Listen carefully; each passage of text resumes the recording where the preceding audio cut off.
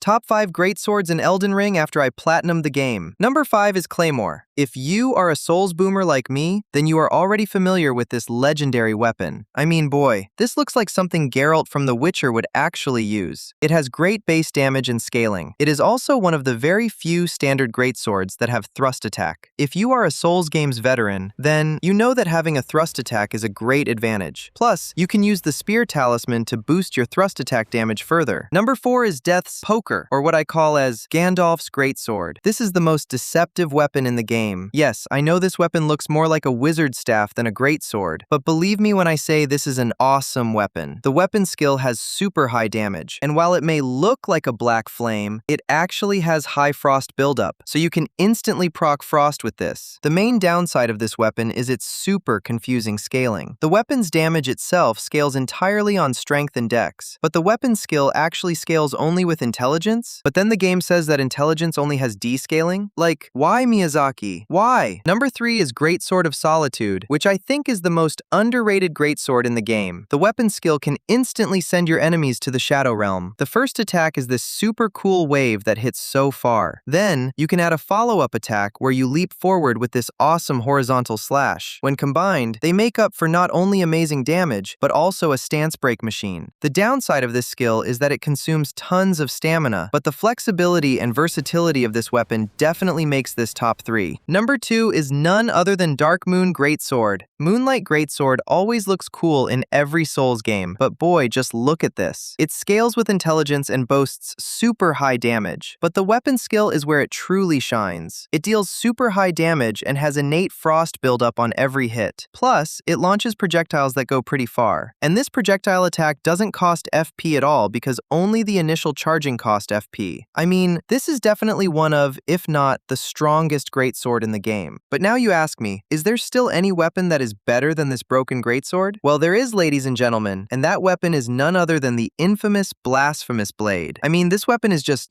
blasphemous. There is a reason why people consider this weapon to be the Elden Ring easy mode. The weapon skill is basically a free red flask on every hit. The only downside I can think of is that the stance damage was quite recently nerfed. But the damage of this weapon is still really high with physical and fire damage. Seriously, just spam L2 with this weapon and you will melt your enemy and never die. So yeah, please check my channel and subscribe for more high-quality Elden Ring and other Souls games contents.